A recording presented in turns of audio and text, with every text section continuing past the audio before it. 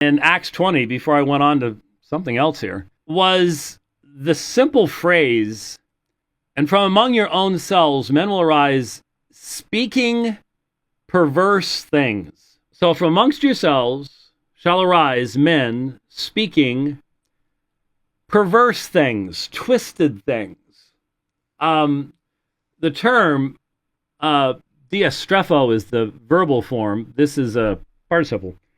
Things that have been turned, perverted, twisted. So it sounds, so when you twist something, you're not coming up with something brand new. So we've often said when false teachers come to the church, they don't come waltzing through the front door in a clown suit. You know, the big old red nose going, hung, this type of thing, drawing attention to themselves. They're coming out from amongst the elders. They're coming out from amongst the bishops. They already have that office. And what they're doing, their fundamental purpose is to draw away disciples after them. That's what they want. And so what they do is they take truth and then they twist it, pervert it. It's similar to what was in, I didn't look it up, I should have, in Galatians 1, about perverting the truth there. It's the same concept. It's a little bit like, have you ever messed up a key because the lock was super, super, super hard? Maybe the door swelled or something like that, and you were trying to get it unlocked, and you turn, and you twist the key. Now, the key still has, it looks like a key, and maybe from a little distance you can't tell that it can no longer function as a key, but it's twisted. It's perverted. But it still looks like a key. These men are twisted and perverted, but they still look like a bishop. They still look like someone who has that authority.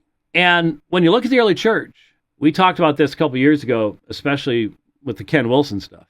Gnosticism was an astonishing challenge to the early church. They didn't have the history to rely upon that we have. And in those early centuries, they didn't even have a finished canon. I mean, they had persecution from the Roman Empire and incredibly challenging heresy from within the church. I can't think of a more challenging time to have been called to minister in the church than that. I really can't. And we think we have it bad now.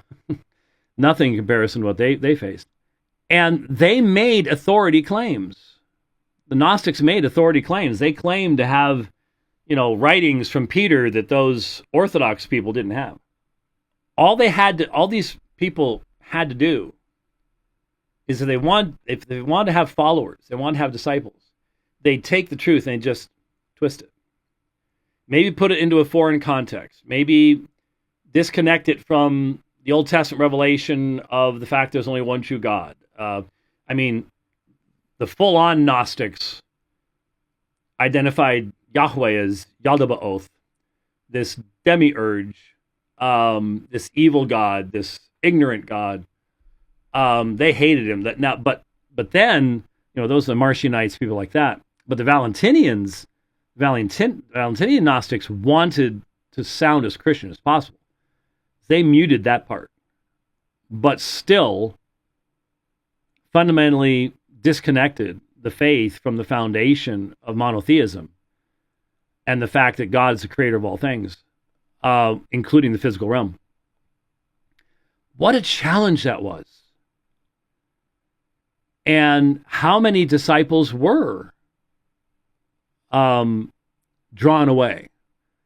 And I'm not talking about whether they're true disciples or false disciples or all the rest of that stuff. That's not the issue. The issue is their motivation, what they're trying to accomplish. And they do it by using the truth, but by twisting it, perverting it, just enough to make it an untruth. Not the direct opposite. And that's what's scary about a lot of modern Christians, is that they don't see that danger.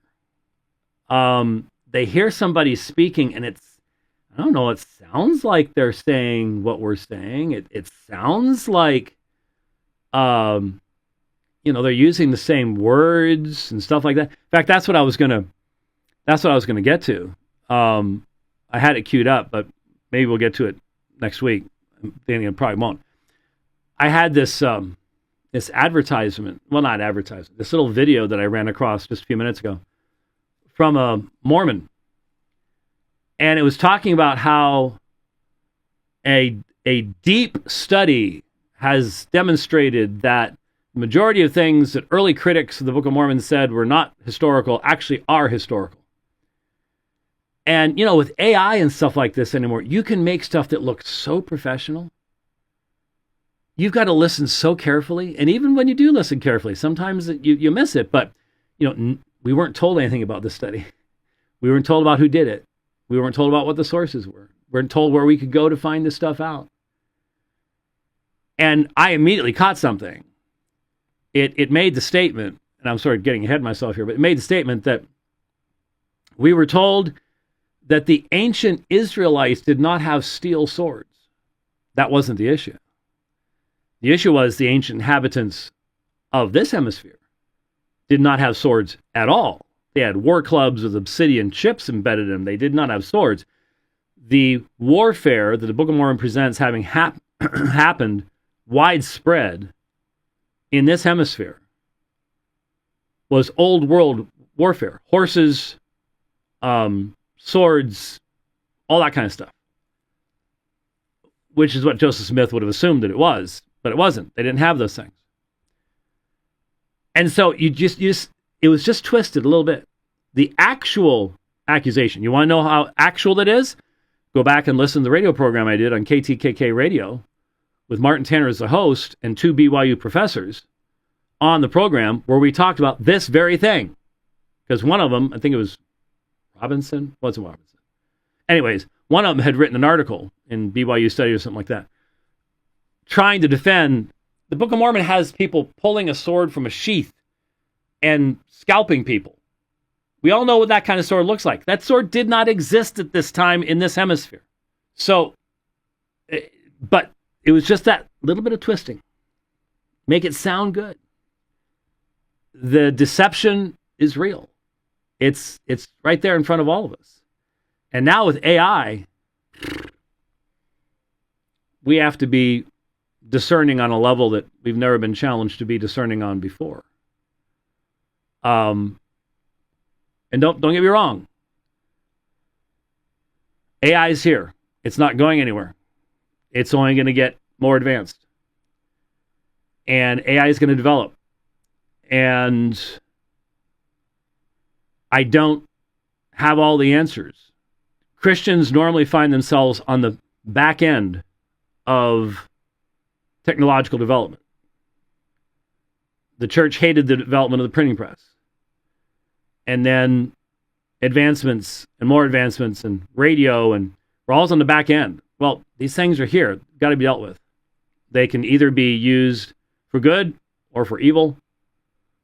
There you are. That's what you're stuck with. So anyway, just that little twist, just that little perversion is what Paul's talking about.